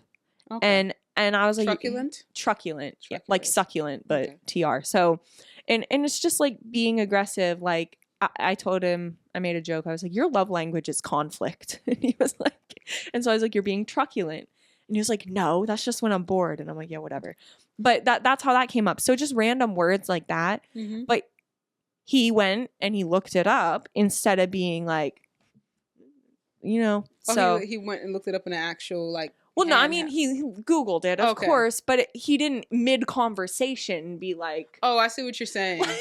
Like, oh, one moment. Yeah, right? Yeah. Like, loading, So it's just crazy to me. But people do that, which, I mean, yeah, use it as a resource, but don't educate yourself. Like, he took the time to learn what it meant, and then actually he repeated it back to me today. Am I being truculent today? And I'm like, so I know it bothered him that he didn't know what it meant, but he took the care to educate himself. And that's what people aren't doing now. They're just breezing past, I don't know. And one point I wanted to, like, circle back on with the whole same kind of topic with technology and just the kind of expectation and demand on our time, because we have these computers on us all the time. Yeah. I remember I had a former friend. They posted something at the time, and it was along the lines of, essentially, don't have an expectation on me to respond right away or even like a day, because take it back a few years, not a few decades, whatever you want to call it. To write to people, the letters took time to get there. You had to wait until people come off the road in order for them to call you back and stuff like that. So it just shows how a generation or two, how things have changed. And one thing I can say is the phone, the laptop, the iPad, whatever it is, can be overwhelming, especially people like us who are using it for business, but also personal, but also entertainment. So it's just like me. I like to get back to people as soon as possible, but within this last, I would say, 2 years of my life, I do it at my own kind of pace now, where it's which like, is good. I'll get back to you, but it may not be right away, because I have other things going on. You know what I'm saying? I don't leave people on red, though. I don't like that. Yeah. Yeah. I know everybody has their own personal thing. I personally think it's rude. I just rather not open the message, and then when I'm prepared to That makes respond, sense. open it. However, I understand that sometimes you get taken away from stuff, but just the demand, people have to remember that we still have life going on. Like, I think yeah. also what often gets overlooked is that your time and your energy Mhm. is it's a valuable thing. It's a Mhm. currency, Yeah. especially in the business world. Mhm. And sometimes like I give way more attention and way more urgency. So like you said, I respond fast. But I Mhm. do that because for me, like you're a connection, you're a friend, you're Mhm. someone who I've met in the business world. Whereas like with my friends, like sometimes I be guilty. I forget. But if it's like a business thing, Yeah. then I always try and respond, and I'm usually pretty quick about it unless I'm doing my detox or what have you. But that's also why I made the announcements on my social, like, okay, don't expect to hear from me because Yeah. I'm not here. Which is good. And so I really think that that is the biggest, like you said, people overlook it all the time. That Yeah. time, value, energy aspect. But Yeah. yeah. Something I'm actively in the process of trying to detangling. So right now I have my personal phone Right. that I also use for business. However, the numbers aren't the same. So I have my personal number and then I have my business number, but the business number is through Google Voice. So I Yeah, have to that's what we like, were doing. yeah, I have to go into it. So it kind of creates a delineation. Ugh, you get what I'm trying to say? Yes. Delineation. So that's nice. But I do have a business phone Phone. that I've had for years that I barely utilize, right? But now as I'm starting to just I'm growing, I'm getting even deeper into where I want to go in life. I'm getting ready to activate the line and just total You just have to sometimes having a cut, a knowing connect. that is like drawing that line in the Yeah. sand and being like, Hmm. this is going to be my business phone and this is Yeah. that. And I don't want to And associate with the then two. detangling it. But it's kind of hard because then with that business Yeah. phone, so I have my personal number, I have a political number, I have a business number, and now I'm gonna have a legitimate, like actual business line number that I'll use for real estate, and then like just making that cut. And I Hmm. think That doing hard and that, fast line will help. yeah, it'll be nice because now I'm on this phone. That phone is personal. Anybody hitting me on that should be personal. And I think psychologically that helps too because now you can associate when you pick up that business phone, I'm here to do work. Mm-hmm. But when you pick up your personal phone, whereas right now it's like, I don't know what I might be doing on here. Mm-hmm. But now when you pick it up, it's for enjoyment or for Exactly. connecting with, Yep. people you're close to. And I know when this phone rings, personal. If this phone rings, money. Right. And so So, now, especially if you don't have that distinction, if your phone rings right mm-hmm. now, I think that is the huge issue that we also face as entrepreneurs or business owners in general is if you don't have a separated line and you have that one phone, you always run to it because you don't know if it could be money or not. Exactly. And so I think that's a great idea. And that's something that I'm like, I want to have in place going back to like relationships. I want to have that in place before I step into that phase of my life. Because when I get to the point where I am married and I do have children, I plan to be a present parent. Yeah. But not present all the time. Like I still need my I'm not gonna lie, I still need So my I got space. limits. I need my space. I need to do business and I need to travel still. But I don't want to be that parent that is like sucked in all the time that they can't even people like that. Yeah. Like even on the weekends or however they set up their schedule, that their phone. That's I don't want to do that. I want to know that okay, boom, this it's the weekend, it's outside of business hours. That phone is not even we have with me. our Sunday is like um we have to get better at on for Sundays and get back into church. But Hmm. previously, before everything got a mess, Sundays was like church, family day, cleaning day. That's all we did on Sunday. Like we didn't make any other plans. We didn't go anywhere. We Hmm. didn't none of those things. Whereas like during the week, even sometimes I notice it, which is why I went to the detox. I was like, wow, I'm sitting here, Ezra's playing. Kids will tell you when they want attention. They start getting into things, throwing things on the floor, like, and they're just being kids, but we often associate it with them being undisciplined or rowdy or bad. That's true. And but they want your attention. Mm-hmm. And so what I really had to like dig deep in myself and be like, okay, I'm affecting my son right now. Mm-hmm. Like, yeah, I'm just trying to get work done, but he's starving for my attention. And that's a lot of kids. I think a lot of parents that are like, oh, my son just misbehaves. He does this, or daughter, whatever. I think that they just want your attention. Yeah. And that goes back to being present. Mm-hmm. And so I work on now, like I'll take a few hours out of my day where like I'll just sit and watch the show with my son, or I'll sit on the floor and play with him without my phone, because I'm noticing if I'm sitting there on my phone, like, yeah, I might be playing with him, but I'm not, he doesn't know that. Yeah, you're not. My attention is not on him at all. I will have to schedule time with my children. Yeah. I'm not going to tell them I'm doing that. Well, yeah, I don't tell them that. To schedule. When they get older, I'll let them know, hey, I have this and this. But like, here, these few hours are yours. Because even like we'll take him to the park and stuff, but we're noticing when we don't do that, it's a different kid. Like, he's way more rambunctious, way more energy. And the way that we have it set up now is like how he's at the gym right now. Like, this is my me time, do my business, get it done. Mm-hmm. And he looks like he needs to go to the park. We take, like, you know what's crazy is we take him every day. We take him every day. Yeah. Almost. He looks like he looked like if he don't leave this house for one day, the house might be girl, if I ever call you and need me a little house cleaning, just know we didn't go to the park. Okay. Because he has a lot of energy, which is a good thing. I mean, he's 2. So yeah, exactly. Which, I mean, and it's crazy because I can't even put him in sports until he's 3. Everyone's like, has to be 3. When is his birthday? April. Oh, so you got to wait a whole next cycle. That's what I'm saying. He's like new too. Yeah. What are you? Do you know what sport you put him in? Well, I want to put him in soccer because of hand-eye coordination, and just it's a good building block and fundamental skill for all other sports. And there's not a lot of other sports I can really put him in at 3, and gymnastics. Okay. So that's where I want to start him. I would really like if he did like track and field, and those like basic building block sports.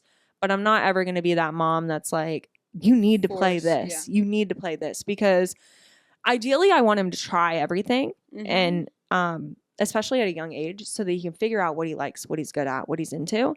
And then I can spend the money and the resources to coach him and make him better at whatever it is. You could even do like one of the self-defense ones, like karate or jiu-jitsu or something. Yeah, he still had to, I think they still said 3 or 4 for that, because I was going to put him in like BJJ and those kinds of things. But ideally, like, he loves that stuff, and I love sports too, so I'm glad he's an active kid. But it's like, you just got to wait out that period. And thankfully I'm home to be able to do those things, and like we go to the gym and we go on walks at night and that kind of stuff, so we get him out of the house. But I see the difference in like other people that aren't doing that with their kids. Like, it really is so easy to pacify a kid with an iPad. And I see it all the time. And I always said, oh, absolutely no screens, none of that. But I'm human. So now it's just really limited, really minimal. But it really is like, people are just using it as it's the new pacifier. Yeah. Like, your kid just wants you to do something with them, and you take the iPad and, whatever, instead of just, I don't know. It breaks my heart, honestly. Like, because these kids really just want a conversation. And that's why they can't converse. They just want a conversation. They just want attention. They just want you to, like, they're human too.